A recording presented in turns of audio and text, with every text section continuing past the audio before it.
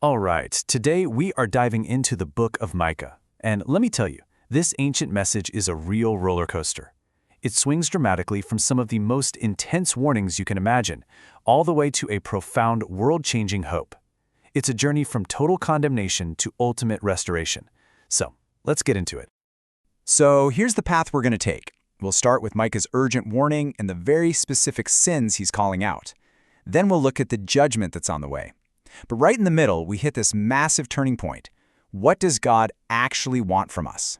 And from there, everything changes, leading to this incredible promise of a new dawn and a final, powerful look at a God who forgives.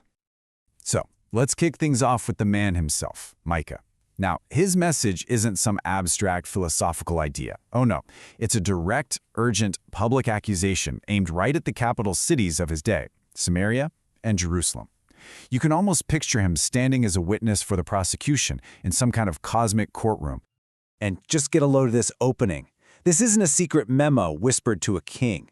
Micah is shouting from the rooftops, calling on everyone, the entire planet, to pay attention. He's setting a massive stage for a divine judgment, making it crystal clear that the stakes here are absolutely universal. So you're probably wondering, what was the big problem? Well, what's so interesting is that Micah doesn't frame it as some external threat, like an invading army. No, the problem is a deep internal rot.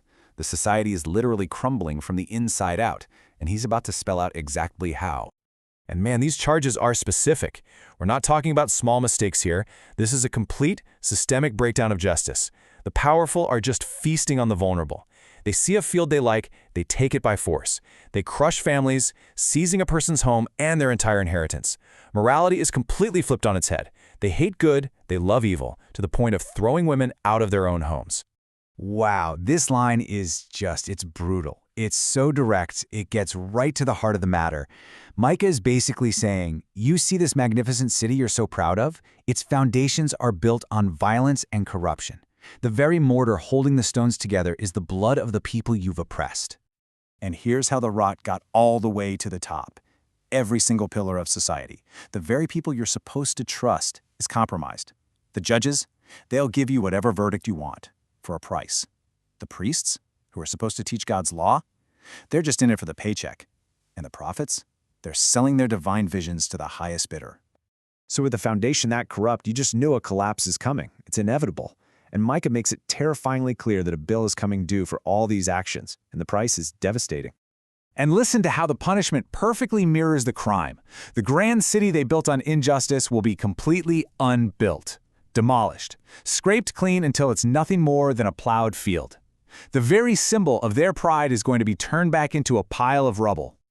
But the judgment isn't just destruction, it's also this curse of complete and utter pointlessness. I mean, just try to imagine it. All your hard work, everything you build, amounts to absolutely nothing. You plant your fields, but you never get to eat the harvest. You press olives for oil, but you'll never get to use it. It's a life where all your effort adds up to zero. But then, right here, in the middle of all this doom and gloom, the prophet hits the brakes. The whole tone shifts, the accusations pause, and this central burning question hangs in the air. So, what's the solution? How can any of this possibly be fixed? And the question starts out with the typical conventional thinking. The people are basically asking, okay, what's the right ritual we need to perform? What's the religious song and dance that will make God happy and get us off the hook? It's all about an external performance. And you can just feel the desperation ramping up here. The stakes get raised to this insane extreme. Okay, is it about scale? What if we sacrifice thousands of rams? Or how about an impossible amount, like 10,000 rivers of oil? And then it escalates to the most horrifying place imaginable. Should I offer my own child? The point is, no physical offering, no matter how huge, can fix a problem this deep. And then comes the answer. And guess what? It has nothing to do with sacrifices or rituals at all. It's this beautiful, timeless three-part formula for how to live. Act justly, love mercy, and walk humbly with your God. That's it. That's the whole deal. So once that core requirement is laid out, the prophecy takes another dramatic turn. We pivot away from judgment and into this breathtaking vision of a completely transformed future. And we're not just talking about getting back to normal. This is a vision of a whole new world. This is honestly one of the most famous promises in all of ancient literature. It's not just talking about a ceasefire or some temporary peace deal. The vision is for a future where humanity literally unlearns the concept of war, where it's a forgotten relic of a violent past.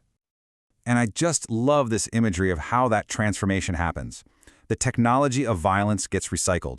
Swords, weapons designed for killing, are melted down and reforged into plowshares, tools for growing food. Spears, made for battle, are turned into pruning hooks for taking care of vineyards. Instruments of death literally become tools for cultivating life. And the promise gets even more specific. It focuses on the hope for a new kind of leader. But get this ruler isn't coming from the corrupt, powerful capital city of Jerusalem. Nope.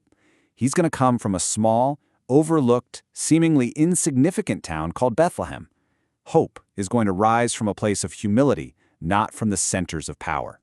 And that brings us to the grand finale of Micah's message. We've gone through the sin, the judgment, the true requirement, and the incredible hope. But it all comes down to this final, ultimate question. What is the God at the center of this story really like? The book ends with this question of just pure astonishment. The focus shifts entirely away from human failure and onto the unique, unbelievable nature of divine mercy.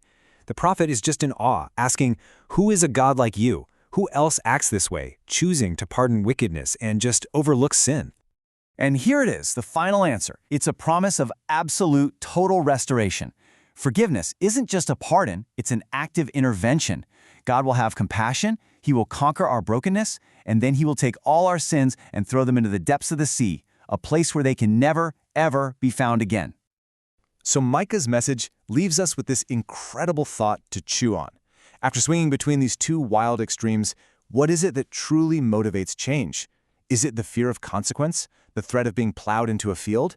Or is it the amazing, world-altering hope of a second chance, of having all your failures tossed into the sea? The book of Micah just holds both of those realities in this perfect, powerful tension.